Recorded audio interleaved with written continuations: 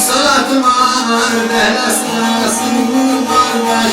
Her işin bir fırsat var, hele sırasını kardeş. Can kardeş, gözüm kardeş, hele sırasını kardeş.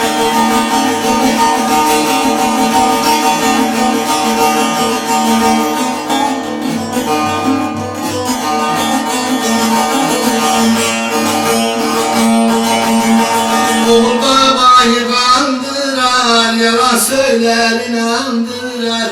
Hayırsız evlat söndürer, yalan çırasını kardeş. Hayırsız evlat söndürer, yalan çırasını kardeş. Canım kardeş, gözüm kardeş, yalan çırasını kardeş. Canım kardeş, gözüm kardeş, yalan çırasını kardeş.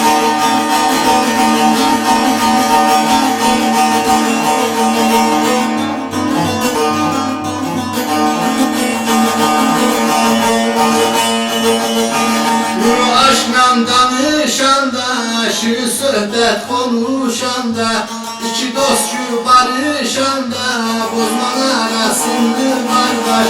İki dost ki barışanda, bozman arasını